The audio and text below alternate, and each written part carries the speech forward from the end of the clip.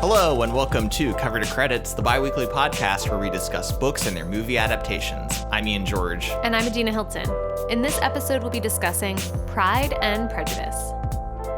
Pride and Prejudice was written by Jane Austen and published in 1813. And the film adaptation we're discussing this episode was directed by Joe Wright and came out in 2005. And this is a patron request by a very special patron, dear to our hearts. It's my sister, Annette.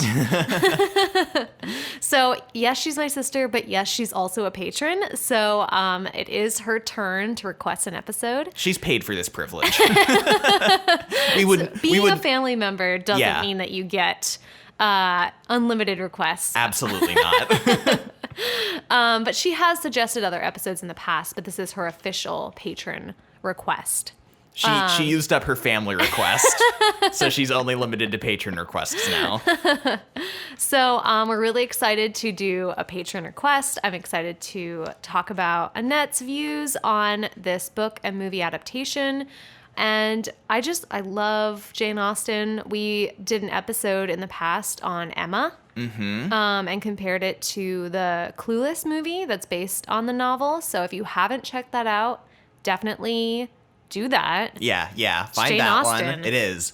Also, if you're someone who might be disappointed we're not talking about the BBC miniseries adaptation, fret not, because we are doing a bonus episode for patrons on the 4-part miniseries BBC adaptation. I think it's 6-part. Oh, is it 6-part? Yeah. Oh, okay. On the 6-part. Wow. Even more content.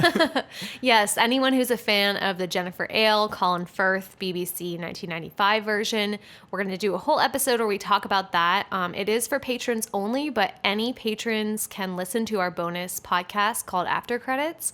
And if you contribute at the $1 level, $5 level, any level, you get access to that bonus podcast. Mm-hmm. So if you've been thinking about it, maybe now's the time.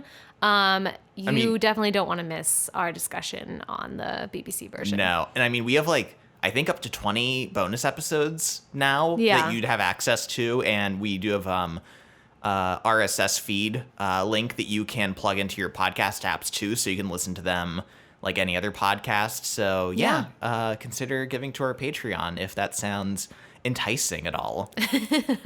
But Adina, we have so much to discuss this episode. We have so much to discuss. We've got a hefty load. I don't know why Why did you say that?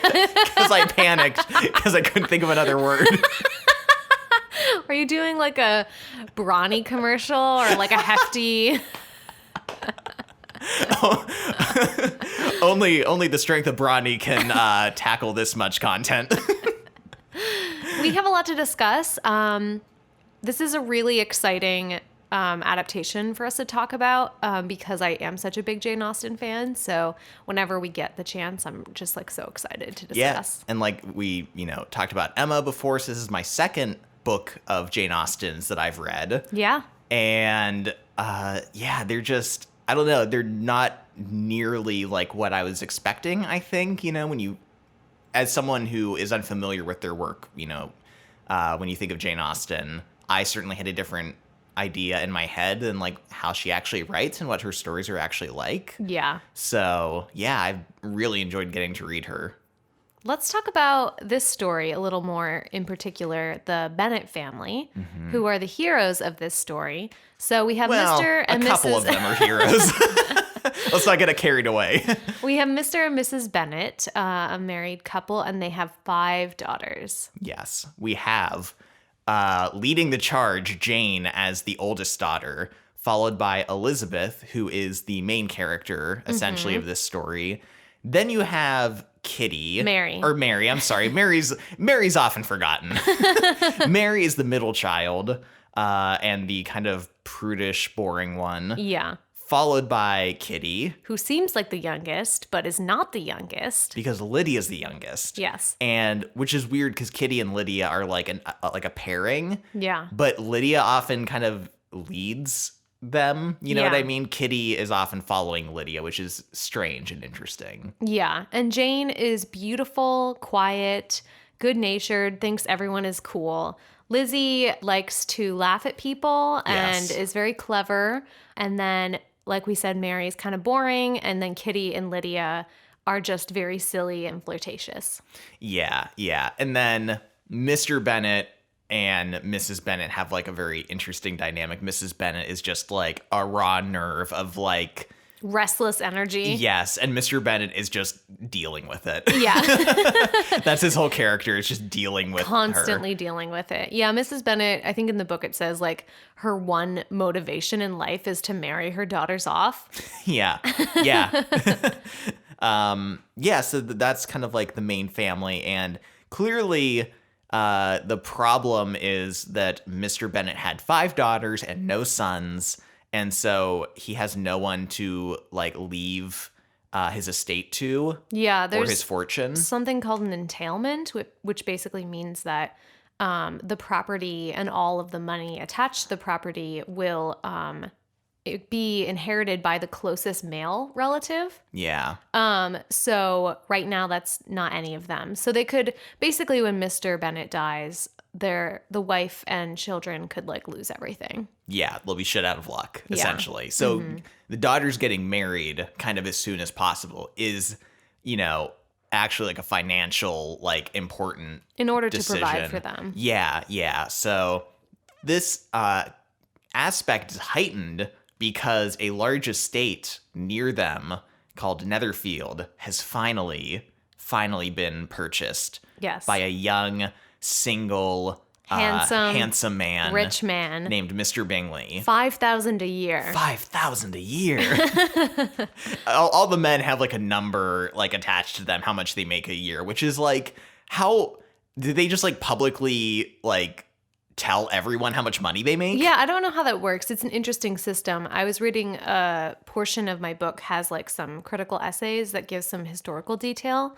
And one of them was about money. And they were saying that men are defined by their yearly income. And women are defined by what they will inherit, like on their dowry. That is true, yeah. So they'll say like, oh, she has 30,000 pounds or she has a dowry of like 10,000 pounds. So because there's like a one-time cash value, basically. Yeah. Women are a one-time cash value. Men are the investment long-term. Yes, exactly. So Mr. Bingley is moving into Netherfield, and the mother is immediately like, we got to get one of my daughters married off to him. At least one. If one. Not multiple. And Mr. Bingley arrives with his 2 sisters, his one sister's husband, and then his friend, Mr. Darcy. And we get this meeting where everybody from the Bennett family and their town kind of meets Bingley, his sisters, and Mr. Darcy. And it's at this small ball. It's like a little party. And this scene kind of plays out in both the book and the movie in a similar way, where Jane and Bingley kind of immediately hit it off. Yeah. And they're like dancing together. They're talking. They're both like, Yeah, and meanwhile, Mr. Darcy is quickly realized to be this very prideful, kind of not annoying man, but like just too good to really give anyone the time of day. He refuses to dance like the entire night. Yeah. And he also manages to completely snub Elizabeth by talking shit on her. Yeah. He basically, Lizzie hears him say that she's not handsome enough to tempt him. And I'm like, damn. That was like major shade back then. Oh, yeah. She kind of laughs it off, but I think she is sort of offended by this. Yeah, for sure. And it certainly like immediately casts him in a bad light in her view. Yeah.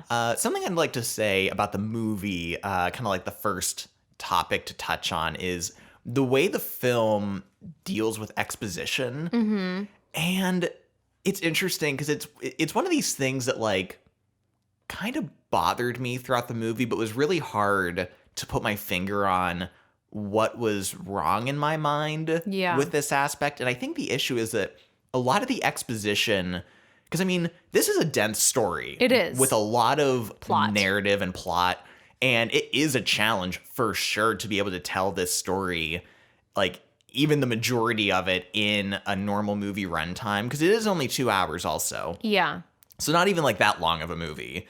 But so there is a lot of exposition to give off, but the way the movie does it is that like oftentimes these lines are delivered in either very chaotic scenes, when characters are moving or walking swiftly or they're at a distance.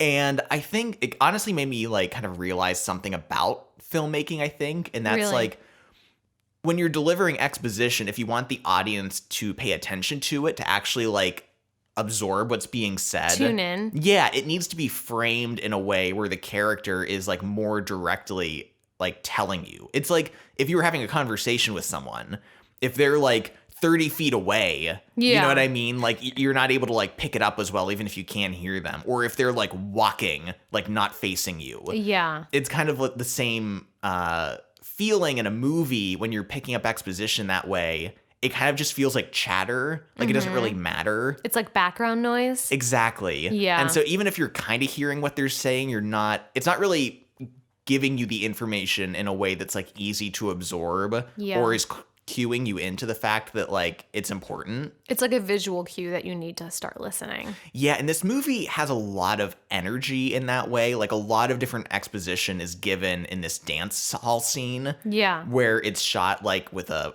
faraway lens and a lot of motion and things are going on, a lot of background noise. When we watched it, it was actually tough to hear a lot of it. Yeah. I think it was more of our streaming of it. The background noise was kind of unbalanced and overpowering. But yeah, it was just, for this movie in particular, it's tough to get away with that, I think. Yeah, because there is so much to this world that we need to find out and kind of understand. I agree with you. It is sort of it was hard for me to know what was happening. And if I didn't have the book, I'm not sure if I would have known. I wouldn't have had a clue. Yeah. You know what I mean? Like I remember at one point, Elizabeth is talking to Charlotte, and I'm like, are we supposed to know who she is? Yeah. Like, are we just supposed to assume she's her friend? I don't know. Yeah, we don't have an introduction. No. So it really would have been interesting to see this movie without any context of the story. Yeah. Because I think I would have been completely lost. Mm-hmm. What happens? Jane goes to visit Mr. Bingley's sister for just an innocent tea or dinner time, but then gets sick and has to stay there. All according to her mother's master plan, yes. Yeah. So Jane is sick, too sick to even leave Netherfield, and so Elizabeth walks over to stay there for a while with the Bingleys. Yeah. And to kind of like help watch over her sister and keep her company. Yeah. And this kind of is a decent chunk of the early movie of Elizabeth staying at this house with Mr. Darcy, Mr. Bingley, and his sisters. Yeah. And this is like an opportunity for us to get to know both Mr. Darcy and Lizzie and Mr. Bingley and his sisters and like their whole dynamic. Mm-hmm. And we quickly realize that Bingley is great. He is so kind, generous, clearly is into Jane and cares about her. His sisters are like total bitches. Like they just don't care. They're pretending like all the time. And in fact, his one sister is clearly trying to get with Darcy. Yeah, like super hard. And she's kind of like constantly trying to put down Elizabeth. And it is worth mentioning that at this point in the book, we are kind of like informed that Mr. Darcy actually does kind of like Elizabeth. Yeah. She has, eyes? Fine eyes. Fine eyes, yes. And like the exercise gives her a glow, essentially. And you can tell that Miss Bingley is kind of like pissed about this. Yeah. And so she's constantly like putting down Elizabeth when like she isn't around and stuff. Mm-hmm. Yeah, and we get a lot of interactions too between Elizabeth and Darcy. And she pretty clearly dislikes him. Ever since their first meeting when he totally dissed her. Ever since then, she's just kind of been like, well, I don't really give a fuck. So, and he hasn't really grown on her at all. So they have some scenes where they're like talking and kind of like going back and forth a little bit. There's definitely like tension between them. Darcy, I think, through these interactions starts to fall more and more in love with her, whereas Elizabeth is just kind of like, ugh, what a dick. Yeah. I mean, I think she like maybe finds some amusement in like sparring with him a little bit, but it still like doesn't like him. You know what I mean? And, you know, is maybe entertained a little bit by trying to figure him out, but really just doesn't care for him at all because he's too prideful. There's a line from the book that I really loved that was like when Elizabeth was talking about disliking Bingley's sisters. Yeah. And she saw that they were being kind to her sister Jane, and she was like, oh, maybe they're like nice. And then noticed that they like once they weren't around Jane anymore, they just totally like forgot about her and didn't care. Yeah. And she was like, oh, and then it restored Elizabeth to the enjoyment of her original dislike. Which it's like so insightful to Elizabeth that she like wants to kind of dislike them in a way. Yes. Like she wants to be affirmed in her disliking. And it's the same thing with Darcy too. Yeah, exactly. I will say though, this part of the story is a little slow for me. It was kind of the slowest in the book, I'll definitely say. And in the movie speeds it up a lot. We just kind of get one main scene between like Darcy, Lizzie, Bingley, and his two sisters merged into just one sister in the movie. There's that scene where they fuse together. Remember that? Yeah, that was very interesting. It was weird. A bold choice. I agree. But then Jane eventually gets well enough to return home. And at this point, we're led to assume that Jane and Bingley are like pretty much an item or are gonna be an item. Because I mean, in this, I almost said in this universe. You know, that alternate Pride and Prejudice universe? Yeah. The PP verse. You know, essentially you kind of flirt very subtly and then you get proposed to. Yeah. So that's all you got. Yeah. But so after they return home, there is I'm almost skipping one of the major character arrivals in the story, the arrival of Mr. Collins. Mr. Collins, who is their cousin of some kind, who is going to inherit Longbourn, which is their house and estate, because of this entailment that we mentioned earlier. Yes, he is the closest male relative, and so... and this is like their first time really meeting him because there was kind of like a family conflict originally, but he's kind of like trying to resolve that by showing up. And he is a, what's the term? Like a clergyman? A clergyman, thank you. So, you know, in the church, and he is a very just silly and absurd, he is a very stupid man. He is very dumb, but it's still like prideful. Because he serves. Well, he doesn't serve her, but her ladyship, is that the term? Mm-hmm. Catherine de Bourgh is apparently a big effing deal. And he's constantly telling people that. And he's like putting himself down compared to her. Yeah. But in a way, by relating himself to her, he's like lifting himself up. Yeah. So it's really interesting kind of like humble brag. Yeah. That it is. It's a humble brag. He is that, yes. But he's just very annoying. Yes. And he's like very kind of like creepy almost. Like he gives off this weird vibe that you're like just not comfortable with. There's actually I really like in the movie the dinner table scene where they're having dinner with Mr. Collins and he's talking about the Lady Catherine de Bourgh and how he always tries to compliment ladies and things. And the looks that are happening between Lizzie, Jane, and their father specifically, they're like glancing at each other the whole time. Like, can you believe this? And at one point, like Jane says something and Lizzie like kicks her under the table to be like, what are you doing? Yeah. I do like that a lot. Just kind of like, just to reiterate the fact that they're like all kind of like making fun of him without him realizing he's not it. in on the joke. Yeah, I think that was a smart way of kind of reaffirming that. Yeah. I do have an issue though with Mr. Collins in the movie, and I'm fine with like different interpretations of characters, but like in the book, Mr. Collins is boring because he will ramble and give these constantly apologizing and giving these long rambling speeches talking about Catherine de Bourgh and just boring the shit out of everyone and annoying them. Whereas the movie, he's just kind of like creepy. He's very creepy in the movie. Which is not nearly as funny or There's interesting. There's scene where he lays a flower on like Lizzie's like dinner plate. Yeah. And the way he like lays it down and the way she looks at it, it's like he's like putting a knife in front of her.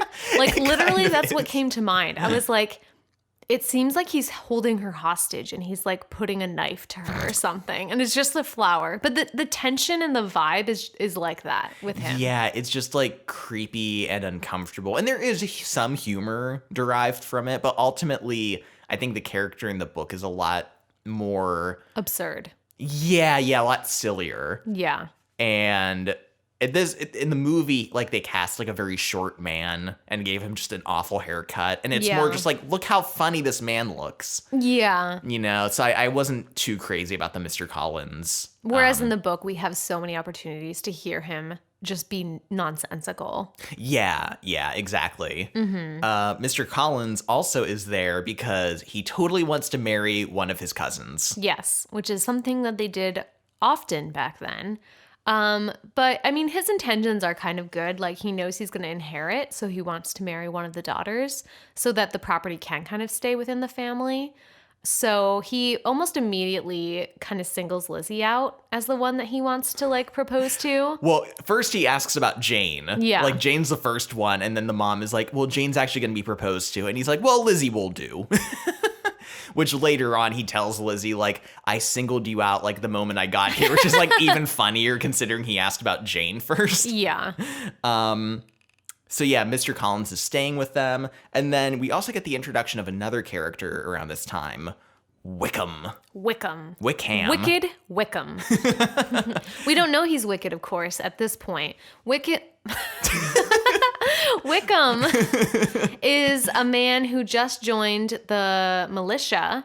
There's like a group of soldiers that's in their town right now. And Lizzie and the whole Bennett family kind of meet him around this time. And he's very charming. Yes. He's like so open and friendly and kind and generous and like handsome. And everyone immediately upon meeting him is like, wow, I love this man. Yeah, he just has a captivating personality that immediately gets people on his side. Yeah. And, you know, Elizabeth gets to meet him at a party, I think, in the book. In the movie, it's like at a store, just kind of like them chit-chatting. Yeah.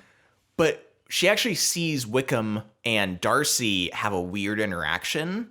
And it leads her to later kind of ask him about it. Yes, which this is where he unveils his tale of woe. His tragic origin story. Yes, exactly. Where he talks about how he and Darcy grew up together. He was the son of Darcy's father, Stuart, and that Darcy basically fucked him over because he was supposed to inherit a church position. And Darcy, when his father died, was just like, fuck you, Wickham, and didn't give it to him. And Elizabeth, who already hates Mr. Darcy, is immediately like, oh my God, that bitch, how dare he? She's like, give me that hot goss. Yeah, he's like, oh my gosh, you're so like cute. How could he do this to you? Lizzie is definitely infatuated by him and is like charmed by his good looks and good manners and his tragic story. And they definitely have kind of a flirtation in the book. Definitely. They get a lot more time together than in the movie, which we will touch upon more later. I just want to say, though, like, if you're going to cast someone as Wickham, you need someone who is super charming and super, like, immediately you look at him and you want to, like, believe everything he says. You want to trust him. You want to marry him. And honestly, this guy wasn't doing it for me. No, I completely agree. He just kind of, I don't know, like, this would have been another good role because we find out later Catherine de Bourgh is a famous actress. Yeah. Or cast as a famous actress. But this would have been a good role to also fill with someone who's like... someone really well known. Yeah, who's like very, like, he's not British, but like a Joseph Gordon-Levitt type. Who's just like very like boyish and nice. And you would be like, yeah, of course JGL isn't going to betray her trust. Or, yeah, someone just all American or all English, handsome and good looking and charming. And this guy really didn't do it for me. So I don't know. He's just like not that interesting in the movie. No. And I mean, the movie doesn't do him any services to make you more interested in him. But yeah, he's just kind of like a dude. And I don't really know why Elizabeth would be like so fond of him. No. The Netherfield Ball. Yes. This is a pivotal scene in the book and the movie where Bingley throws a ball at his house.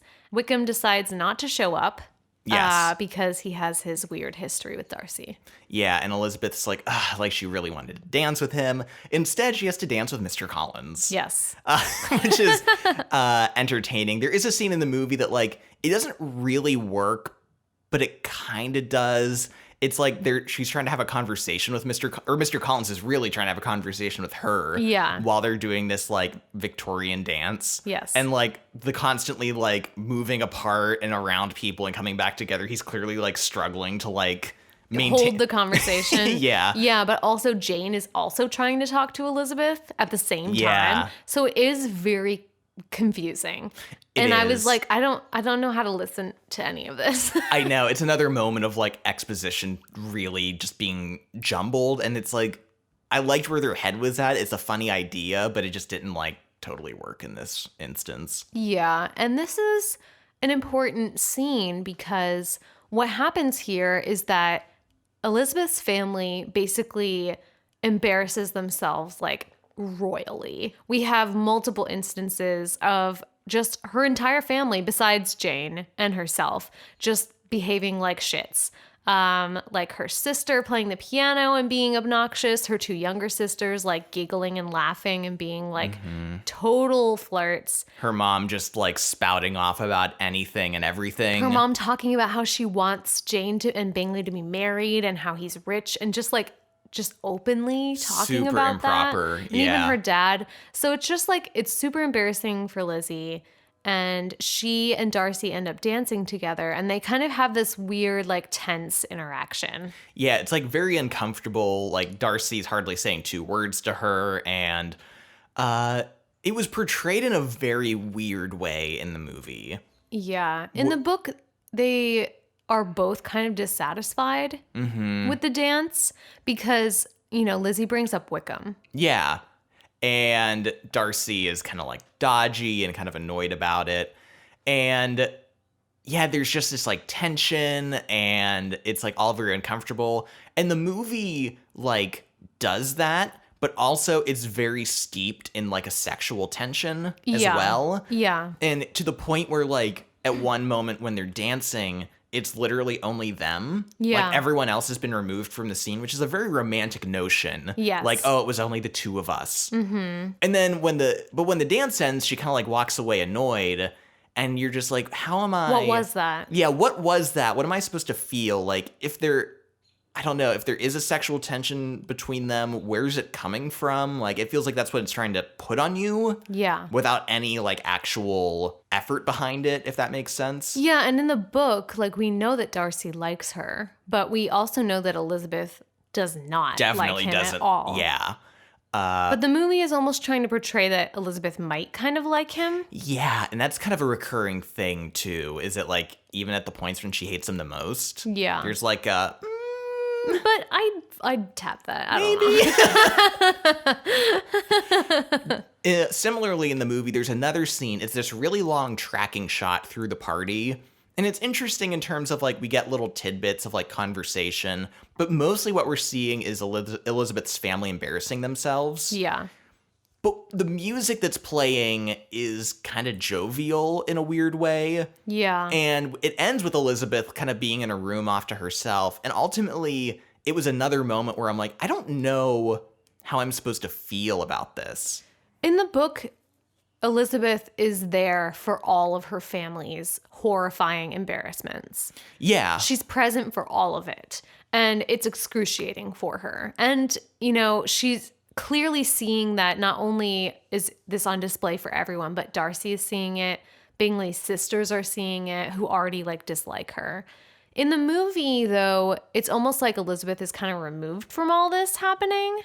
Yeah. Or it's like just kind of portrayed as like part of the chaos of the party. Mm-hmm. So I didn't really feel like I was getting that like deep embarrassment from Elizabeth specifically. No, I mean, there is one scene where Jane and Elizabeth are with their mom and she's embarrassing them, and like that's very obvious. Yeah. But this other long tracking shot, there's another moment where Mr. Collins is like sentimentally looking at a flower and like looking up, and I'm like, what is he feeling? I don't know. I can't grasp any of this, you know? Yeah. So that's kind of a recurring thing in this movie from my perspective, is like, I don't know what it's trying to emotionally convey to me in this moment. I agree. After the Netherfield ball, we have one of the cringiest moments in the story when Mr. Collins corners Elizabeth in her own home. And, makes her feel unsafe in her own home. Assaults her with a proposal of marriage. Yes. In the movie, they're at like the table in the morning, which, side note, the mom seems to be hungover from the party before. She's putting like an egg in her drink.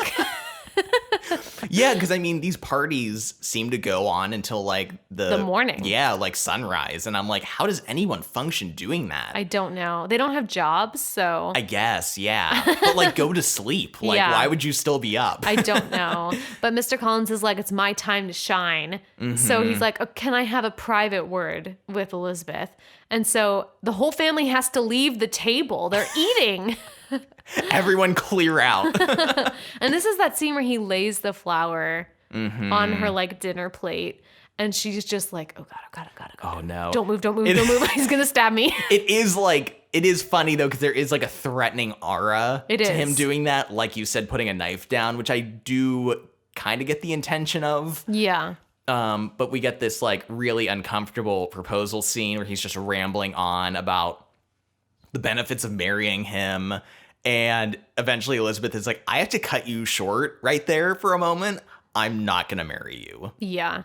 And it's actually kind of sad. At least when I was reading the book, I felt like it was sad that he won't believe her. He's in such denial. Yeah. And he basically kind of explains in the book to her, like, listen, you have nothing. And you would be lucky to marry me, which is why I don't believe that you don't want to. Yeah. Yeah, because I mean, he's just like, I know it's the fashion to deny like the first proposal, so I get it. Like, listen, I get it. Yeah. I'll just do it again later. And she's like, I don't know how to tell you to make this any clearer to you. Yeah. And I love it too, because in the book she runs off. And the mother enters the room again with Mr. Collins, and she's like, how'd it go? And he's like, she said no, but I know she really wants to. And the mom's like, what?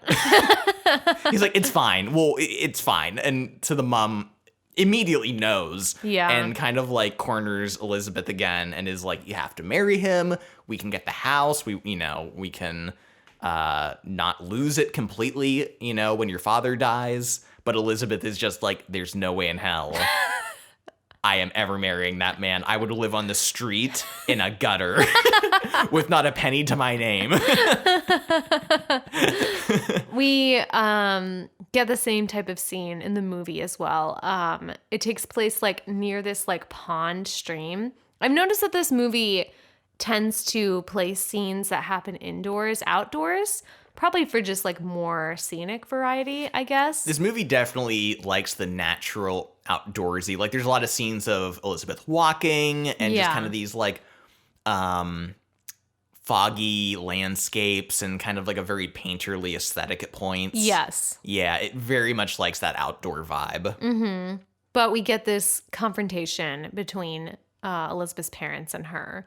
And the lines, I do like that the movie kept this basically the same from the book, where Mrs. Bennet, her mom, says that she'll never speak to Elizabeth again if she doesn't marry Mr. Collins. And then Mr. Bennet says, and I will never speak to you again if you do.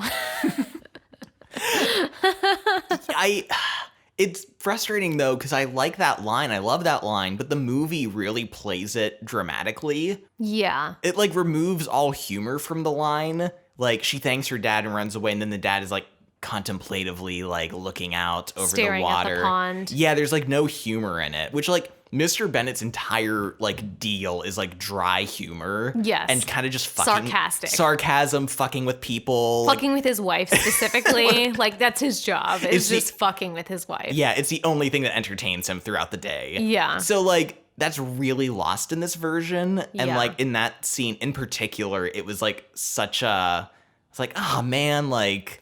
I know, because like the whole premise of the scene is that his wife thinks that he's going to back her up. Yeah. And then when he delivers that line, it's like she realizes and Elizabeth both realize at the same time that he is not going to back her up at all. And so she's pissed. Elizabeth is so happy. And it's just it's a hugely comedic and fun scene. But I agree. The movie is kind of like, makes it like dramatic and like sentimental. And that's not the vibe that Austen was going for in this. No, not for sure. So Mr. Collins isn't heartbroken for long, though, because he quickly shifts gears. He refocuses. Yeah, just like he refocused from Jane to Elizabeth. He refocuses again. He pivots. Yes. You got to pivot, you know? And he instead proposes to Charlotte Lucas. Yes. Elizabeth's dear friend, who unfortunately is 27 years old at this point and not the most attractive woman. And so, you know, she's been unfortunately not so lucky in love up until this point, but that makes her a prime target for Mr. Collins. Exactly. And in the movie, I don't think we've seen a few scenes, like a couple scenes with Charlotte. Yeah. But again, I'm not sure we know exactly who she is in her relationship with Elizabeth. No, and to double down on that, we never see Mr. Collins and Charlotte even meet, as far as I could like pick up. No, he leaves, and then the next thing we know, Charlotte just arrives and tells Elizabeth that they're engaged. The book has a great dynamic because there's a few scenes where Charlotte is around with Mr. Collins.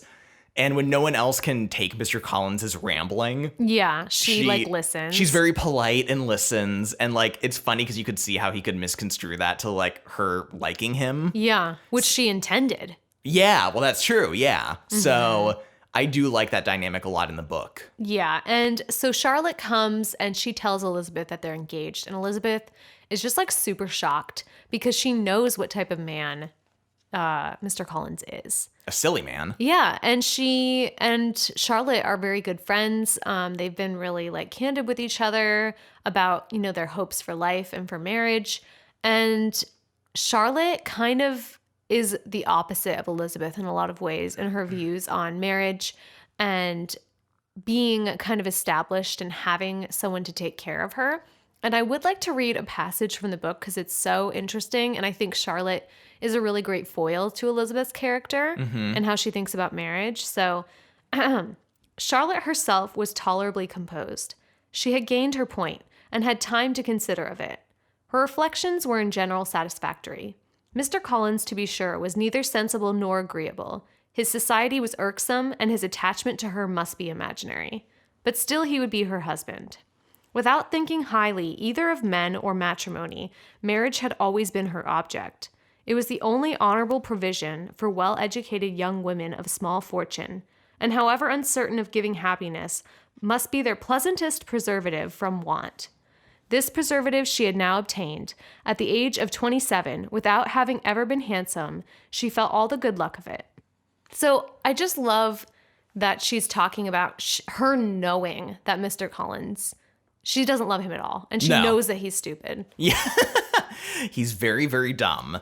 But she sees it as this like chance to kind of socially, ascend kind of in her life, to make like stronger connections. Yeah. It's something that like is basically going to be crucial, especially in like years to come when she like can't live with her parents anymore. And so, yeah, I think that's a very interesting perspective. And I love that Jane Austen, even though a lot of this book is kind of this like romantic vibe in a way to an extent, and kind of like this like perfect pairing of like, oh, people marrying wonderful rich men, she does counter that really well with like more real scenarios like Charlotte marrying Mr. Collins, and that not being super good, or Elizabeth's parents, who she says a couple times, like, don't have a good relationship at all. Yeah. Unfortunately, I don't think it's super clear in the movie what's going on with Charlotte, and we don't really know. I mean, Charlotte does say, like, I am looking for a situation. He has money. He can provide for me, which is good. I'm glad that we have that. But we don't get a lot of what Elizabeth is feeling about this. Yeah. In the book, we do find out that she's really disappointed in Charlotte and feels like their friendship will kind of never be the same. Mm-hmm. And this quickly diverts in the movie in a very weird way because they kind of have this argument, where Charlotte like overly is like, don't judge me, and storms off. Yeah. And then there's kind of a weird transitional scene with Elizabeth that shows some passage of time, and then it cuts immediately to her voiceover letter writing to Charlotte and is like, hey, can I visit you? And then she's visiting her. Yeah. And I'm like, and there's no mention of like, are they still on a weird footing, having like kind of had this fight? What's going on with them? It's so weird. How much time has passed? Yeah. We got a similar thing too when Mr. Collins arrived, where there was a scene where Mr. Bennet gets a letter. He's like, oh, Mr. Collins is coming. Cut to Elizabeth walking with Charlotte, explaining who Mr. Collins is. Cut to Mr. Collins like knocking on the door. Yeah. And I'm like, this stuff is so like stacked tightly that it feels very jarring. And like, I didn't even know who Mr. Collins was a minute ago, and now he's like a major character. It was jarring, and it made me feel kind of tense that things were happening so fast. Like it didn't feel like we had time to sit with anything. One thing I really do want to talk about in the movie, though, is it's kind of general. Like we talked about its aesthetic a little bit, but specifically I want to mention the kind of farm, rural, poor vibe that the Bennets have in this movie. We get a lot of shots of like geese, chickens, pigs, hay, like the whole farm vibe. In fact, when Charlotte arrives to tell Elizabeth that she's engaged to Mr. Collins, Elizabeth is on like a swing in like a barn. Yeah. Barefoot in like mud. And it's really confusing. And I actually want to take this chance to read a little portion of what my sister Annette sent us, her opinion on this adaptation.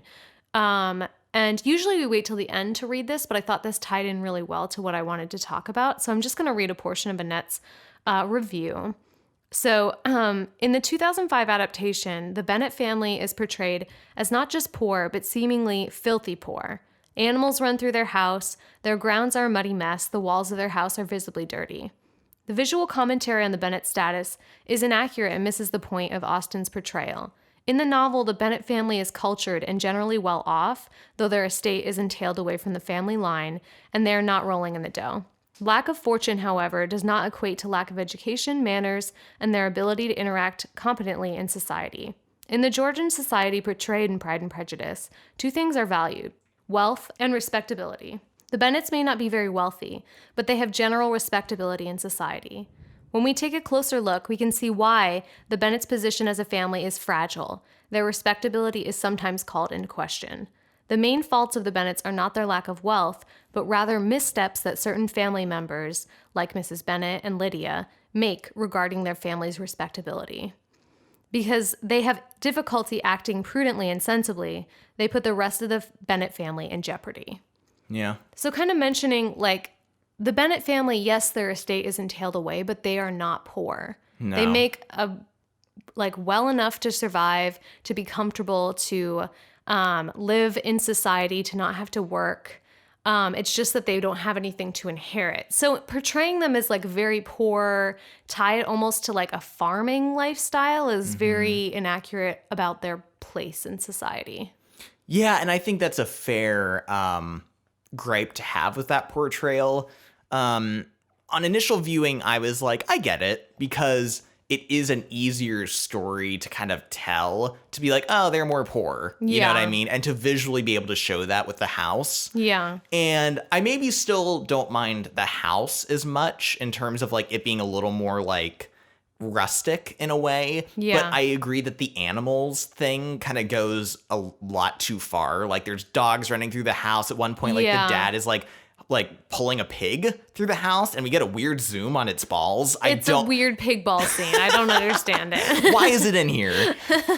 Yeah, but like the animals in particular are just kind of like abundant, and I can't help but just feel like it's more of another like aesthetic thing. Like we talked about, the cinematography clearly loves like the outdoors and nature, and this feels like a way of like trying to pull that into more indoor scenes. And the director, I've read, that wanted to make the movie less like well-to-do and respectable, and wanted to bring it kind of a little more into like what he supposes is realism, but I just don't think this was like what was intended for the story. And I get wanting to change things to make it make more sense, but I think this was a little bit misleading for me onto what the problem was with their family. It wasn't that they were poor.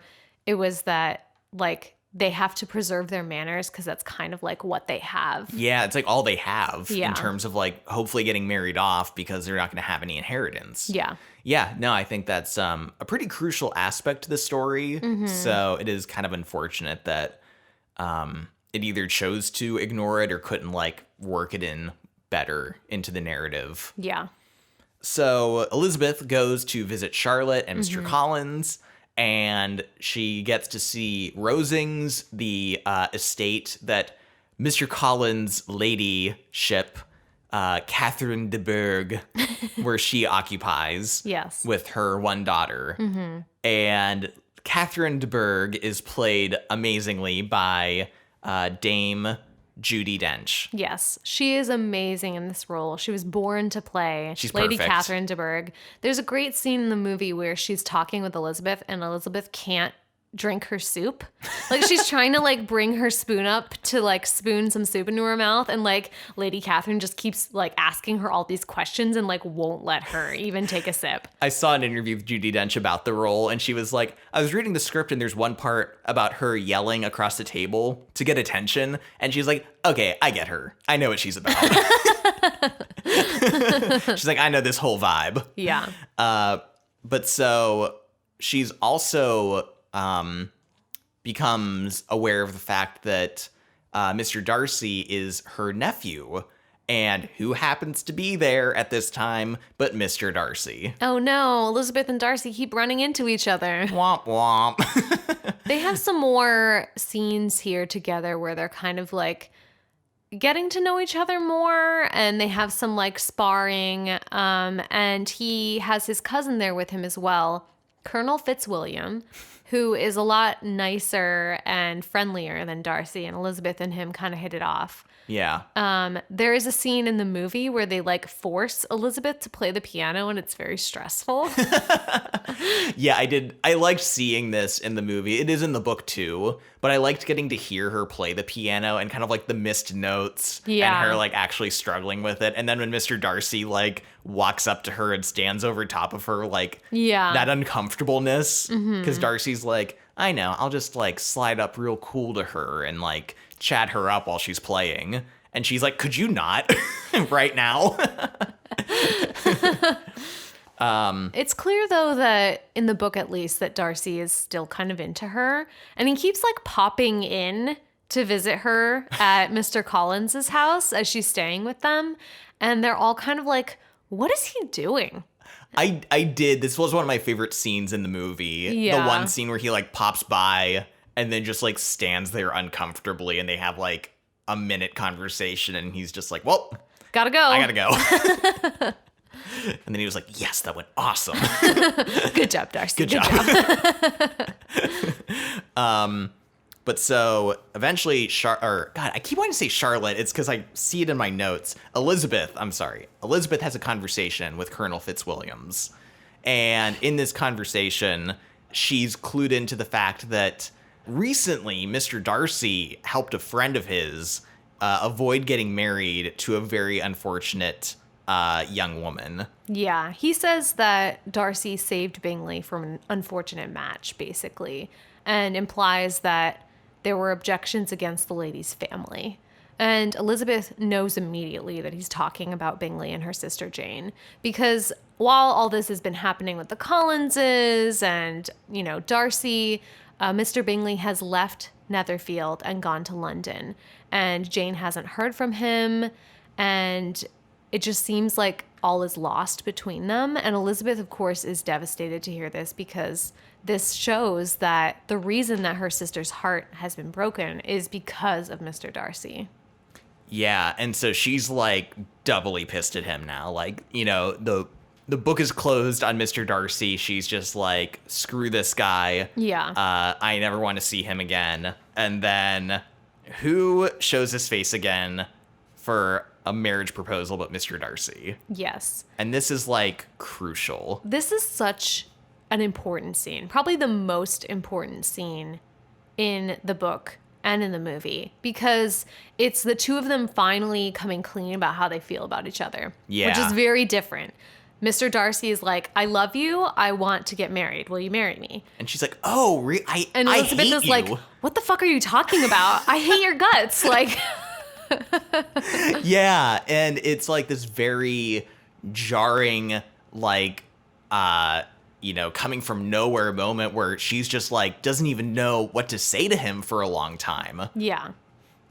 Did you want to read a portion of this? I do. This is a long scene with a lot of great lines, but I'm just going to read kind of the conclusion of it. She basically implies to him, she lists all the reasons why she doesn't want to marry him. One being because he screwed over Wickham, and two being that he messed up Jane's relationship with Bingley.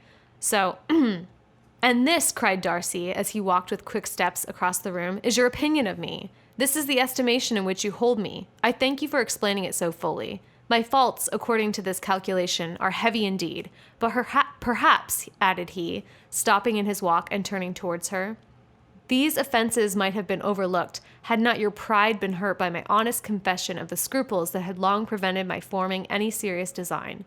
These bitter accusations might have been suppressed had I with greater policy concealed my struggles and flattered you into the belief of my being impelled by unqualified, unalloyed inclination, by reason, by reflection, by everything. But disguise of every sort is my abhorrence. Nor am I ashamed of the feelings I related. They were natural and just. Could you expect me to rejoice in the inferiority of your connections, to congratulate myself on the hope of relations whose condition in life is so decidedly beneath my own?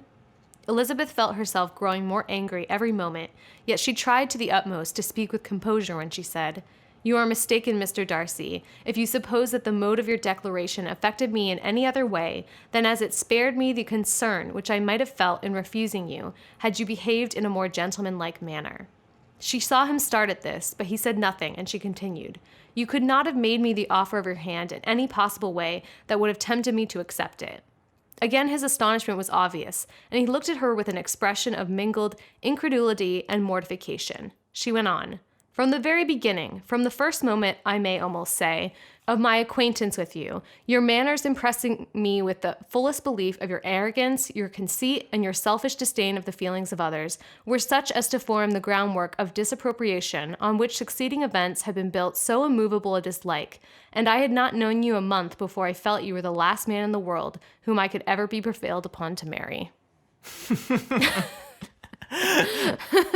And that was the final blow. Yeah. That KO. was KO'd. Finish him. She just wrecks him. Yeah. It is a really just like well-spoken speech. And it's so good. It's like this great dissection of his character. Because this like middle portion is divided into two parts. There's this part that completely dissects Darcy's character to his face. Yeah. And then the following letter that really dissects Elizabeth's character when she reflects and understands things better. Mm-hmm. But yeah, this is just such a great moment, well-spoken. And it really frustrates me how the movie did it. Because, and this is the only time I want to bring up the BBC version of the miniseries. Yeah. And I bring it up because this scene is so great in the miniseries, in my opinion, and they're both roughly the same amount of time. Yeah. I get the miniseries has the unfair advantage of being like 6 hours, where this is 2. Mm-hmm. But in terms of like these scenes alone, they're both roughly like 5 to 6 minutes long. Yeah. And the miniseries just lets the dialogue be spoken like with some hostility, but still mostly civilly, and just kind of like lets the words speak for themselves. Exactly. And the movie just really ramps up the emotion and everything. The drama. Characters are delivering lines of dialogue. They're in the rain, for God's sake. Oh yeah, just the constant like rain. They're both wet, but the lines are like said so quickly that it almost doesn't even fucking matter what they're saying. Yeah. There's like, and then she's angry. She's like, and you just kind of get the context of through the emotion, but like not the actual words. And it seems like there's a lot of sexual chemistry happening in the movie. Like there's a part when they're done talking where it looks like they're going to kiss. Yes. And I'm like, why would they kiss in this moment? Like, this isn't a scene of like two people having like a fight, but then they like kiss afterwards because they're like so actually like in love with each other and they're denying their feelings. Like, this is a scene where one character is trying to propose and the other character is like, I would never marry you. Yeah, and I hate you. And I literally hate you. Yeah. And it's like so significant for that reason. Because I mean, that's ultimately the biggest, most interesting like dynamic of this story is that you have these two characters who I shouldn't say can't stand each other. Mr. Darcy likes her. Yeah. But she can't stand him. And it's like so apparent in this moment that they are so on opposite ends of where they're feeling. And the fact that it like manages to bring these two characters together at the end in a very believable, interesting way is why the story is good.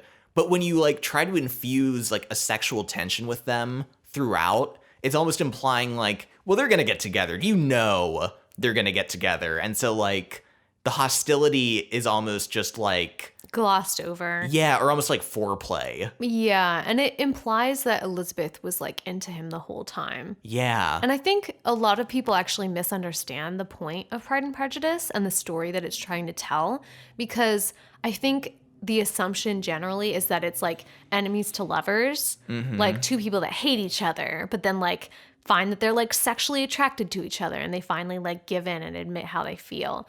And that's like definitely a trope that's very common in a lot of stories. And I've seen lots of things that do that well, but this is not that. No. It's a story of misunderstanding and prejudice and pride and vanity, and one character who doesn't like Darcy likes her the whole time. Mm-hmm. Yeah. And it's Elizabeth who's like the one that hates him and then slowly changes her mind. And he changes as well. So I think the whole like making it seem like they're into each other the whole time and like there's a lot of sexual tension really undermines the growth that both characters have by the end of the book. Yeah, when it feels like they're just like a moment away from kissing like the entire time. Yeah. It's just like, well, you're just waiting for them to kiss then. Yeah, there's no point in any of the change and growth that happens. Exactly, yeah. And like also Mr. Darcy in this scene I don't love because like he's very earnest and sincere and like vulnerable. Yeah, he's a sad, wet baby. He's got like puppy dog eyes. He does. Like the whole time. Mm-hmm. And he's like apologizing a couple of times. Like, I'm sorry, I shouldn't have said that kind of thing. But like the whole vibe in the book, and once again, the BBC adaptation is like, he's almost mad at himself that he like loves her. Yeah. And is like, listen, like, I know it's not a good match. Let's just get this over with. Let's just do this, like, because I can't stand that I like you. And he expects her to say yes. He's so prideful in himself that he's like, of course she'll say yes to me. Like, I'm fucking rich as hell. Like, anyone would want to marry me. Yeah, exactly. And so, I don't know, just like the tone of the whole thing. Like, really, Mr. Darcy kind of never feels like he's that in the wrong. Yeah. You know what I mean? He's like kind of dickish at first. But, like, ultimately, he just does seem like a sad puppy dog who, like... you feel bad for him in the movie. You do. That, like, Elizabeth is just, like, overly mean to. Yeah. So, yeah. There's just, like, so many things in this particular scene I think are kind of, like... disappointing. A swing and a miss. Yeah. But then the letter. Yes. He gives Elizabeth a letter, which is supposed to explain some things that came up in their heated argument. The first thing is the fact that he separated Jane and Bingley. And he admits to this immediately and says that he thought that their family was trash, basically. And also says that he thought that Jane wasn't that into Bingley anyway. Yeah, which is like very interesting to like get that perspective in the book, especially because it was alluded to before. In the movie, though, you're like, what? Why would you think that? Because we hardly see Jane and Bingley together, like, at all. And so, like, trying to draw that conclusion about it is, like, very weird. But then we get the Wickham explanation. The Wickham reveal. The Wickham reveal, which is that he's a turd. Yeah, he's a huge asshole. He basically like gambles away all of his money. He refused the church position and instead just wanted money. Mm-hmm. And then he tried to run away with Darcy's sister, who was only 15, so he could steal her inheritance. Yeah. So, yeah, he's just like a total dick. He's like a really shitty character. And this is a moment where, as Elizabeth's reading this letter, suddenly she's like, well, no, this can't be true. Not Wickham, not handsome, charming Wickham. Yeah. And then she's just sort of like, oh my God. Yeah. Like in the book, she kind of thinks back to like several different examples. Like one where Wickham is like, I'm not going to avoid Darcy. He'll have to be the one who leaves. And then he like doesn't show up to the ball because he's too scared. Mm-hmm. Or him like overly describing their history, even though he like hardly knew Elizabeth. Like a lot of examples of you're like, yeah, you know what? He kind of is shitty. That was kind of weird. Yeah, or that is odd. Yeah, in terms of like the movie, this whole letter, first of all, once again, I don't know how Elizabeth is supposed to feel. You know what I mean? I know, just from the mirror shot of her face. Yeah, she's just staring into the mirror for like hours, presumably. And then Mr. Darcy like creeps in behind her. It was like very horror movie-esque. Yeah. But like, I just can't tell what her emotions are supposed to be in this moment. Yeah. And in the book, we get her perspective and her figuring out this shit about Wickham and then also realizing how wrong she's been. Yeah. So, and she has this moment of revelation where she's like, I can't believe that I was so prejudiced against Mr. Darcy that I was willing to believe this like horrible story against him and to trust this man that I had no reason to trust, really. Exactly. Yeah. It's this like huge shifting moment for like, you know, it's the deconstruction of her character where she realizes how flawed she's been in her judgment and her like, you know, her understanding of Mr. Darcy as a person. Mm-hmm. And her understanding of Wickham as well. And we also get a scene in the book where she and Jane talk about it together. Yes, which I don't know why wouldn't be in this version. I don't know, but it's so important because it shows how Elizabeth is feeling. Not only what we get in the book from her internal, but talking with Jane about it and the two of them kind of talking it through and kind of figuring out what's going on. Yeah, like I get obviously the book is more in her head than the movie could ever be, but like that's a scene that easily could have translated to the film and given you some insight into what Elizabeth is thinking at this point. Yeah. And also the letter is just like this voiceover from Darcy. Once again, like instead of seeing any of these like imagined scenarios like explained in the letter, we just get like shots of Darcy riding away on horseback and he's like, yeah, Wickham kind of sucked. He like just spent all his money and then he like tried to bang my sister and I was like, you can't bang my sister, and he's like, and then like we don't like each other. Yeah. Like it's like not an explanation about anything. This would have been a really good opportunity for like a flashback or something. It would have been, yeah, to at least, especially because at this point, we've only seen Wickham once. Yeah. We're like, wait, who's that guy again? Yeah. You know, Wickham. Yeah. You know, Wickham. Yes. Good old Wickham. Classic Wickham. That's classic Wickham. Yeah, so just kind of like a lot of this, for how significant this whole reveal is, like the movie has not built up to it well and does not like deliver the information or the payoff at all as far as I'm concerned.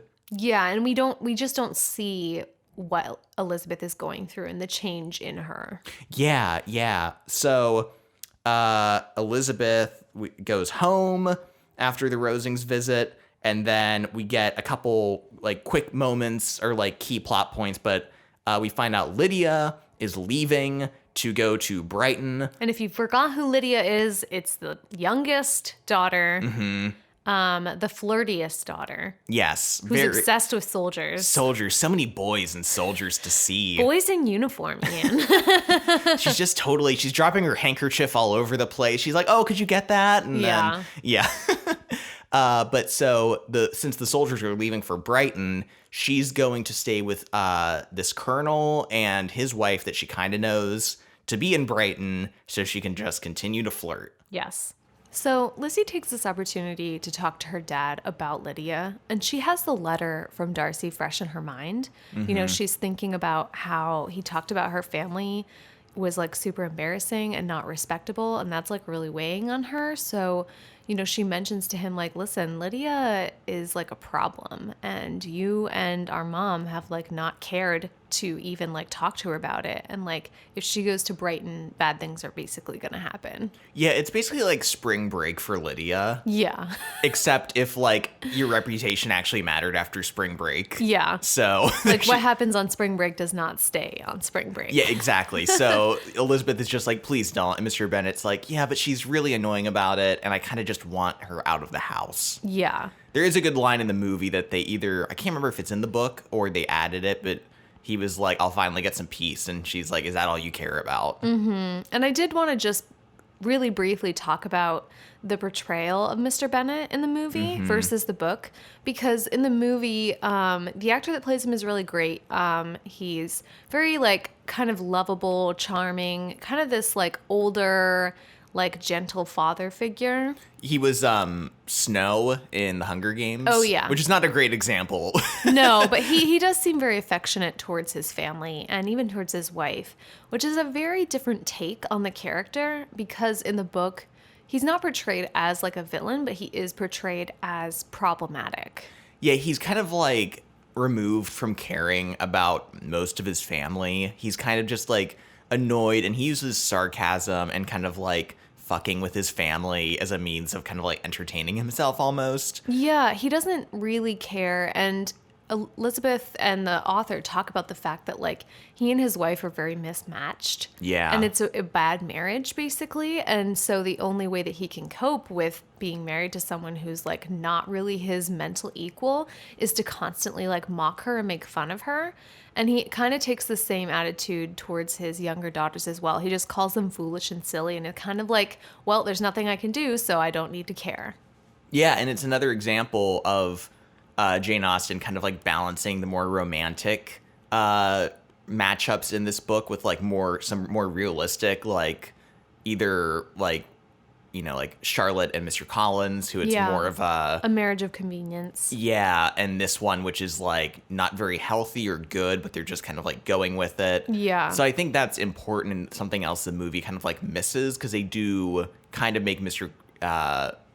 Bennet seem nice and loving. Like there is a scene with him and his wife in bed. Yeah. That kind of seems nice, and so yeah, I'm not as crazy about it. Yeah, I think Jane Austen is warning that if you marry the wrong person, it doesn't just change your like romantic story. You know, she's showing like what can happen. Yeah. And Mr. Bennet and Mrs. Bennet are the best example in this story of a couple that is so badly mismatched, but there's nothing they can do about it. And how that affects not only them, but their children as well. Yeah, exactly. I think that's a good point. So after Lydia takes off, then Elizabeth... Foreshadowing. Yes. Elizabeth goes on a trip with her aunt and uncle, who in the movie, when they showed up, Adina and I were like, who is this? Who are those people? Like, who's that man just sitting in the corner eating? And it took us a while to realize it was the aunt and uncle. Yeah. But she goes on a kind of country tour, which, of course, leads her to Pemberley, the home and manor to fate itself. Yes. To Mr. Darcy's house. Yes. And I love being in Pemberley because Jane Austen really doesn't describe a lot of scenery / like environments. Yeah. She doesn't really paint you a scene. It's more like they went into the drawing room and then they talked about this, and it's all dialogue. Yeah, that's true. So when we get to Pemberley, we do get descriptions of the grounds, the lake, the trails, the river, the house, the rooms, the decorations. So Jane Austen really takes the time to show us that this is like a beautiful, and not just elegant and like rich fancy place, but like actually well, like tastefully decorated. Yeah. There's a point made specifically about how the picturesqueness of the countryside and like the walks and the lanes and the bridges and the rivers, it's very like natural.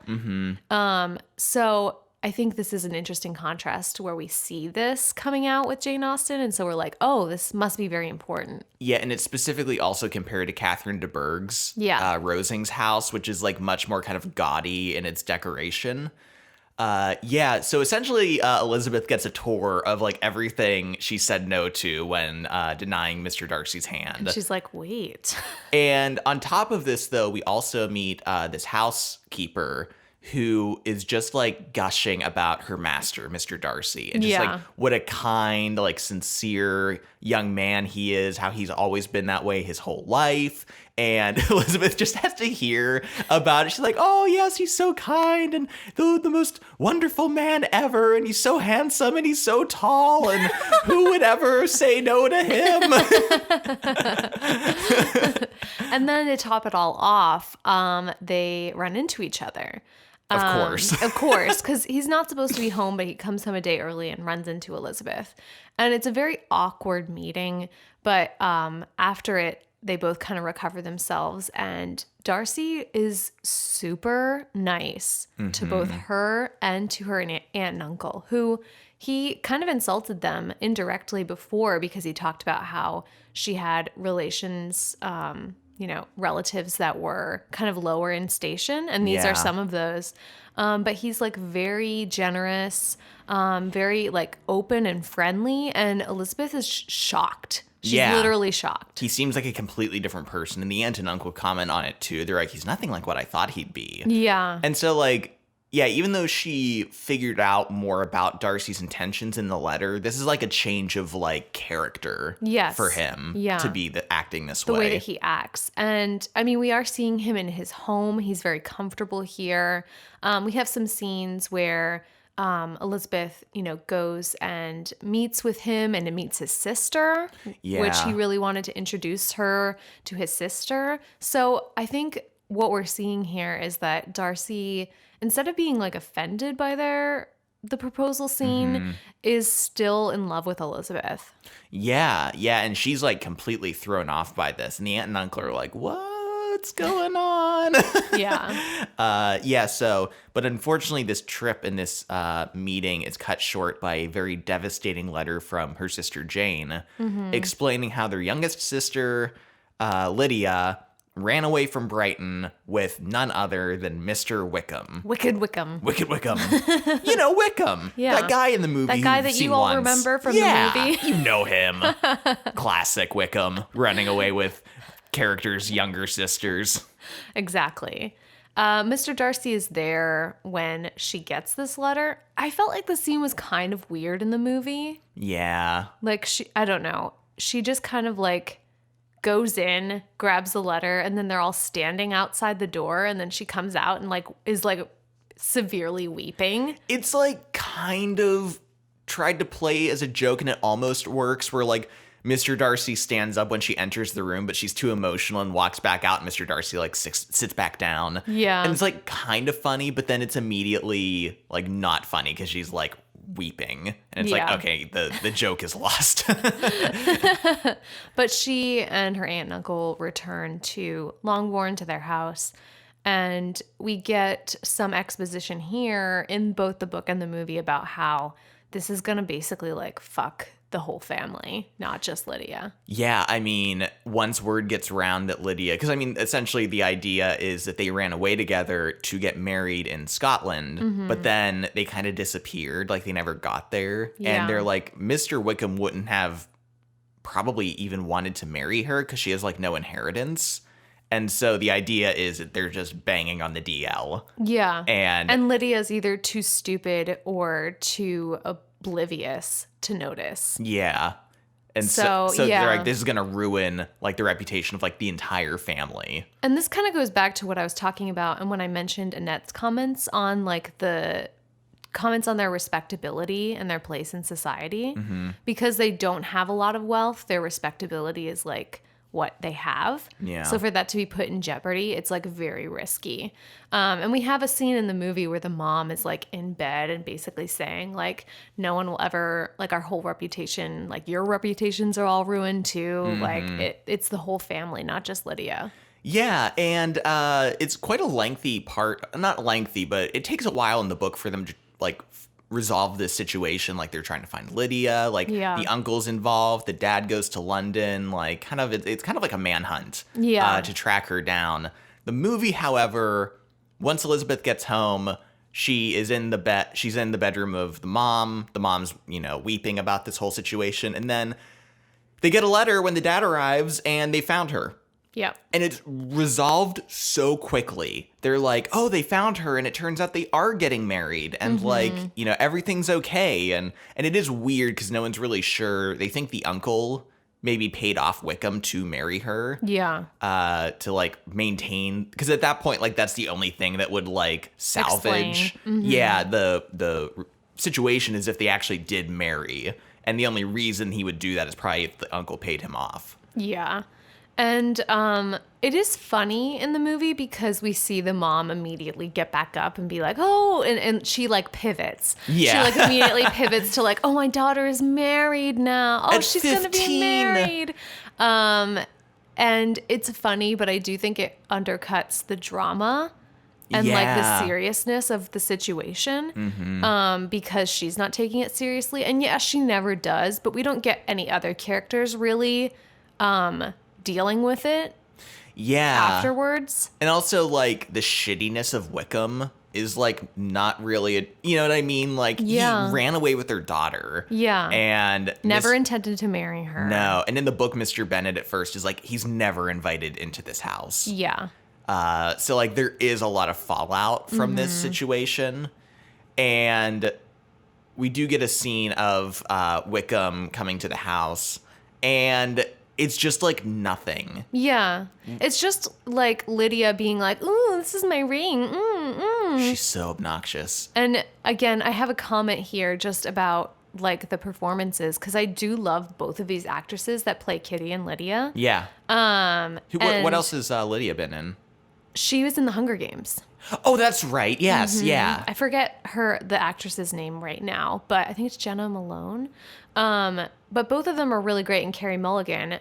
But all they do is giggle in this movie. Yeah. Like nothing else. It's just giggling. Strictly giggling. Yeah, and the book dynamic is interesting because Lydia is clearly the bad influence, and Kitty is kind of like following her down this road. And by the end, it's interesting because when Lydia leaves, Kitty kind of like improves, yeah, a lot. And so I like that. Honestly, I think in the movie they could have just done away with Kitty as a character. Like, yeah, what does she really add? No, like even at least Mary, even though she doesn't do anything, she's at least like different in temperament. To distinguish herself? Yeah, she's very boring and dull and like drab. But Kitty's just like Lydia light. Yeah.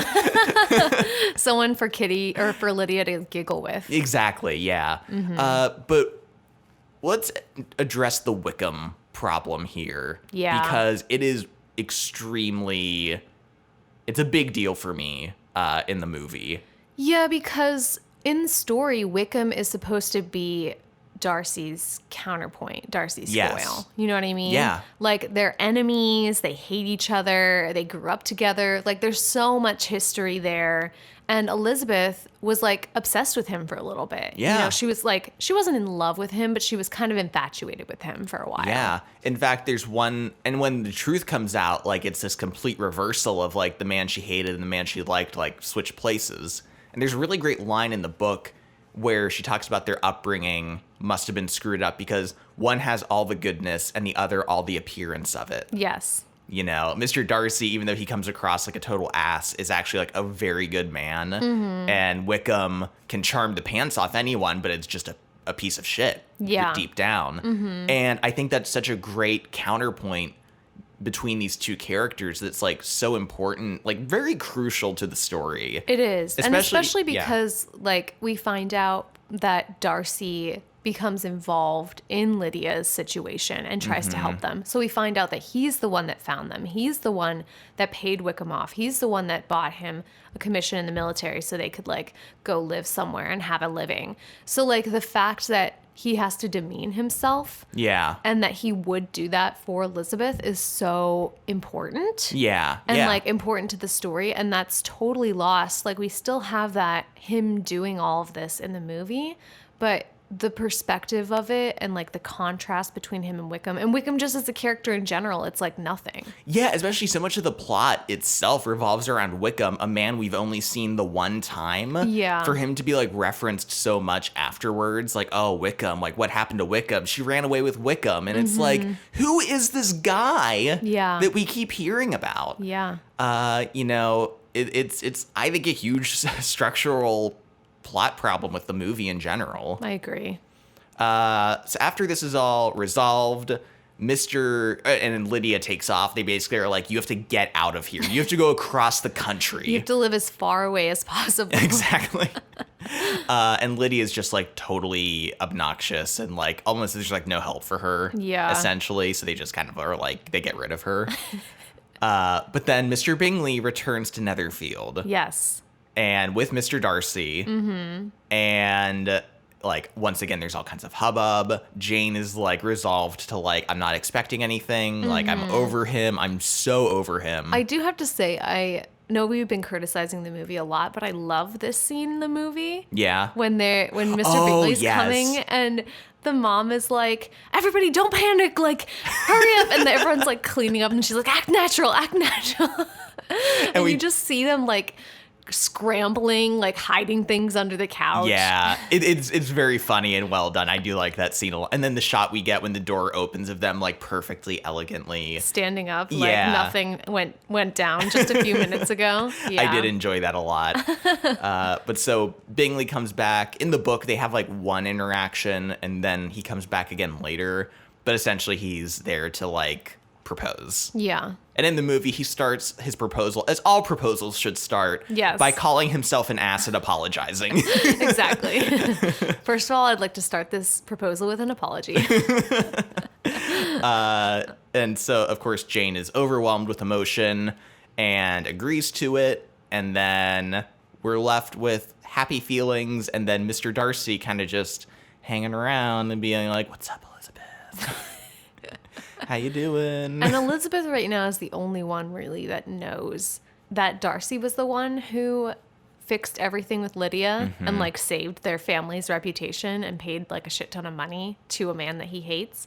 So she's like looking for an opportunity to talk to him, but it's so awkward because of like the conventions of the time that she's like, I'm standing over here and then he's over there and I can't walk over. Like literally like that's the shit. I know. She's like, I really want to sit beside him, but I can't stop anyone else from sitting anywhere. Yeah. It was kind of frustrating while reading it. The movie kind of skips all of this completely. But in the meantime, Elizabeth does get a visit from Lady Catherine de Bourgh. That's right. I always want to skip that part. And how could I? How it's could so you? dramatic. It's so good.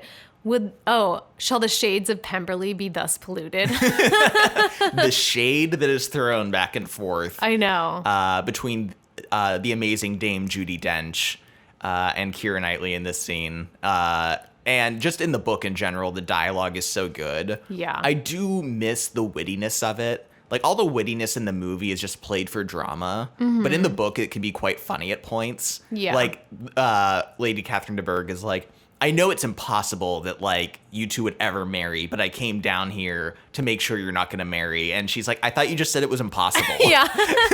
She's just, like, avoiding the questions and just fucking with her. Yeah, it is funny. But, like, you know, it's all drama in the movie. Yeah. And, so yeah, she kind of leaves in a huff. There's some barbs exchanged, but Elizabeth kind of holds her ground. And I love it for her. I love this look for her. So then she takes off and Darcy shows up again. And in the book, I want to talk about that first. Darcy and Elizabeth end up going on a walk together. And Elizabeth finally says something and is basically like, I know that you're the reason that my family is not like, our reputation is not like completely ruined. And then he finally is like, oh yeah, it was me. I didn't really want you to know. And he confesses to her that he still loves her. Yeah. And that he basically did everything for her. Yeah, and he kind of talks about his growth and the way the word stuck with him. And especially, like, if you had acted in a more gentlemanly fashion. Yeah. Like, just kind of explaining, like, how he had never been very self-reflective in that way and just the growth he experienced through that. And you're like, wow, this is so great. And Elizabeth talks similarly about the letter. And how they just talk about how they have both changed. And that they both took that experience where they, like, basically, like, bitched each other out. Yeah. And then the letter as, you know, a reflection. Instead of just being like, no, I was right. They both took time to reflect and were like, well, you know, I was wrong. We were both blind, and they both change in their own ways. And Darcy's change is so profound and so interesting, and it's so genuine and emotional that I always get like really like sentimental thinking about it, because it's so beautiful. And I do want to read just a passage from the book about it. So this is Darcy talking to Elizabeth. I have been a selfish being all my life, in practice, though not in principle. As a child, I was taught what was right, but not taught to correct my temper. I was given good principles, but left to follow them in pride and conceit. Unfortunately, an only son, for many years an only child, I was spoiled by my parents, who though good themselves, my father particularly, all was benevolent and amiable. Allowed, encouraged, almost taught me to be selfish and overbearing, to care for none beyond my own family circle, to think meanly of all the rest of the world, to wish at least to think meanly of their sense and worth compared with my own. Such I was from 8 to 28, and such I might still have been but for you, dearest, loveliest Elizabeth. What do I not owe you? You taught me a lesson, hard indeed at first, but most advantageous. By reception, you showed me how insufficient were all my pretensions to please a woman worthy of being pleased. Had you then persuaded yourself that I should? Indeed I had. What will you think of my vanity? I believed you to be wishing, expecting my address. So he talks about how he thought that she would immediately accept him. Yeah, there's like no doubt in his mind. And then her taking him down essentially was just like, whoa. A wake-up call, yeah. Also, he's really peddling that only child theory. Yeah. I was an only child. That explains everything. Yeah. But yeah, it's this really great, sweet scene. Following scenes ensue in the book where Mr. Darcy asks for her hand, or asks Mr. Bennet. And then a scene with Mr. Bennet asking Elizabeth, like, are you two, like, punking me? Like, what's happening? Like, are you okay? Do you need to go to, like, a doctor? And similarly with Jane, and which is funny because Elizabeth now, after, like, bashing and bad-mouthing Darcy so much, she has to now, like, repent that. Eat crow and, like, tell everyone they're marrying. Yeah. But yeah, then everyone gets married, and, you know, Jane to Bingley, Elizabeth to Darcy. And it's all very sweet and nice and happy. Yeah, and they live happily ever after. They do, even though a lot of other characters don't, but they do. So that's all that matters. Yeah. In the movie, after Lady Catherine visits in the middle of the night, Elizabeth just wakes up in the early morning and decides to like walk through the countryside alone. And so she like takes off. Mm-hmm. And then in the distance, like coming mist over the like rise is Mr. Darcy, like in a nightshirt. Jacket flapping, shirt unbuttoned. He's like not dressed. Yeah, I know. And he's like, what was he planning on doing? Yeah, where's he going? Where are they? There's a lot of that in this movie, like the scene where the fight or the proposal and argument. Yeah. Like, it takes place at this random spot that you're like, where are they and why are they here? Yeah. Kind of similarly in this scene, like, they didn't plan to meet here, but why are they here? Yeah. And why are they both not dressed? Yeah. And it's kind of just like this very lame, like, oh, I love you too. And just like, you have bewitched me, body and soul. Yes. Oh my God. And Elizabeth is like, I was wrong about you. Yeah. And Darcy's just like, yeah, you were. Like there's like no confirmation of growth from him. No. You know what I mean? Which is like very... I mean, he tells her that he did the whole Lydia Wickham thing for her. Yeah. But yeah, that like sweet, sweet growth that we get in the book that I love so much because it's an example of a man who's been literally rejected and like she like shit on him completely instead of like turning to her and being like, well, you're just a whore anyway. instead of going on message boards and complaining online. Yeah. He was like, well, maybe she's right. Maybe I need to like look at myself and make a change. Yeah. And like, you just don't see that very often in stories about like a romance. You know what I mean? Especially from like the early 1800s. Yeah, and like, this story being so often misinterpreted as like enemies to lovers totally misses the actual change and like development that Darcy goes through because of Elizabeth.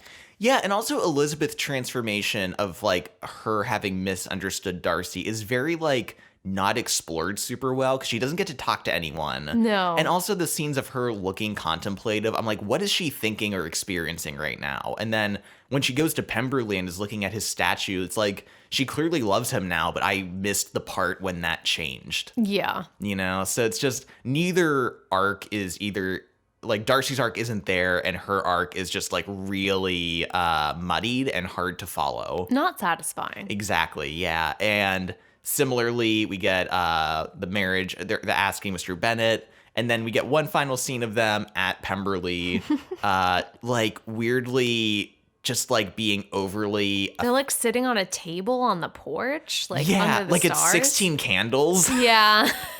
It's just an odd, I don't know. And then they're like overly affectionate with each other. Apparently this was cut from the UK release. I did read that. But then people were mad, so then they put it back in. Oh, really? Yeah. I would have been fine without this moment. Yeah. Because he just keeps saying Mrs. Bennet. Or no, I'm sorry. He's secretly into her mom. No, Mrs. Darcy, he keeps saying over and over, and it's just like, Which I don't know if that's romantic because he's just saying his own name. Fair point. I agree with that. Yeah, that's the end of the stories. I don't think we will leave you in much suspense in saying that, I mean, I at least prefer the book. I don't know how you feel, Adina. So I really tried to give this movie a chance, but I will admit that I just love the book so much that it's really difficult for me to entertain like anything else. Yeah. Like, the book is so good, and I value the writing and the story and the characters so much. And, like, Jane Austen is so witty, and her dialogue is so important. So every time I see it, like, rushed through or not any attention paid to it or the lines completely changed, it just makes me really frustrated. Yeah, the movie felt like it was just trying to speed through the plot and the dialogue as quickly as it could. Like, not that they were actually doing that, but that's just the feeling. Like, it was just trying to speed through it to get to the next thing. Or like a scene of her walking quietly. Like, it felt like it didn't care about that, which is very frustrating. I've heard some criticisms, and I've mentioned this as well, but it didn't come from me originally, that compared this movie as more of like a Bronte story. Yeah. If you're familiar with either Charlotte, Anne, or Emily, they wrote in more of like a sweeping romantic Gothic tradition with like the landscapes and the outdoors and thunderstorms and like a lot of drama. Whereas Austen, it's mostly indoors or on quiet walks and dialogue. Yeah. It's dialogue. And so I think this movie was trying to appeal to like this like drama romance. Yeah, this aesthetic. Yeah. And I'm fine with them doing that, but it's not really Austen. Yeah, I agree. It just doesn't feel like, I was going to say, my idea of what a Jane Austen novel was before reading them is like what this movie was. Yeah. Sappy, kind of like melodrama with like, you know, politeness and stuff. But like none of the humor and the real wit and like real dive into character dynamics. The sharp sarcasm. Yeah, like this is the movie. This is what I would have imagined before having read her, which is why I think it's such a disservice to like what her books are actually like. Because it does create that false impression. And, you know, Ian and I were talking, we were like, we would have thought, honestly, that adapting like a good Jane Austen movie would be impossible because it is so difficult. But we just watched Emma. The new Emma adaptation. And that, like, really captures the wit and sharpness of Jane Austen, but in a fun and, like, sweet, but still, like, very sarcastic and sharp way. Oh my God, yeah. It gets the humor right, but also, like, the romance and, like, the sexiness. Like, it's so funny because this movie felt like, Pride and Prejudice felt like it was abandoning the comedy so it could be romantic. You know what I mean? Like, it had to do a trade-off. Steamy. Yeah. But Emma clearly showed that, like, you can have the comedy, but then also there's a dance scene in Emma that is, like, the sexiest Jane Austen scene in any adaptation ever. And it's so well done. It is. And that movie, like, I'm not as familiar with that book, having read it a while ago, but, like, it captures all the main plot beats pretty well from what I remember of it. Yeah. Some things are glossed over a little too quickly, but overall it's, like, incredibly accurate and, like, covers the story really well. So it is possible, I think, even for Pride and Prejudice. Possible. Yeah, but I understand it being a difficult achievement. So. For sure, yeah. So we acknowledge that, even though we are saying it could have happened. Yes. So the book is better. Mm-hmm. We're sorry if you like the movie, but really the book, God, the writing. Yeah. I know. So good. It was excellent. I really loved reading this one, and I think it's a book from both of us. It's a book. Let's do lightning round. Okay, so first up for lightning round, one of the funniest little parts in the book that was once again excluded from the movie is when Mr. Bennet is told by Elizabeth that it was in fact Mr. Darcy who paid off Wickham to marry Lydia. Yeah. And he's, like, clearly, like, kind of overwhelmed by this, like, especially in the movie. He's just like, oh my God, how will we repay him? Blah, blah, blah. In the book, though, he's like, oh, thank God. He's like, if it was your uncle, I'd have to pay him back. But Mr. Darcy, I don't. Like, it's fine. He's like, I'll offer to. He's like, I'll offer to pay him back, but he'll deny it, and then it'll be fine. He's like, whew. He's like, I really dodged a bullet on that one. He's so funny. I know. So from the movie, I just want to mention that when Lydia and Wickham return after they're married, there's a couple scenes where they're, like, sitting at the table, and then when they're saying goodbye to them when they're leaving, where Kitty is, like, clearly into Mr. Wickham. Yeah. Like, she makes the comment, like, can I visit you? And that's when the dad's like, no. But she's, like, eyeing him and, like, giggling a lot. And I'm like, she totally wants to bang him. I also thought that Mary was into Mr. Collins, maybe, in the movie. Because, like, there's a scene when he enters the room to propose to Elizabeth, and Mary kind of, like, turns from the piano and kind of it's upright, like, you know, looks at him in a way. And I was like, they actually would be, like, a better match than almost anyone else. Probably. So I was like, maybe a missed opportunity there. I don't know. We're going to keep this lightning round a little short since our episode is a little longer for this topic because we had so much to discuss. There's so much. Yeah. So many things. So we hope you enjoyed listening to our Pride and Prejudice episode. Again, we're going to do a bonus episode for all our patrons. So check us out on Patreon for the BBC miniseries. So yeah, check us out on Patreon. You can also follow us on Instagram, on Twitter, and on Facebook. Yes.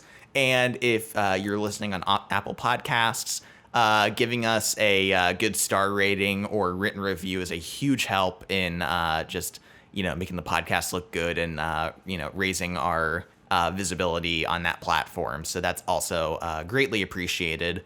And thank you so much for listening to this episode. Thank you for listening. It was a pleasure. It was. We really enjoyed this one. And we'll see you next time. See you next time. Bye. Bye.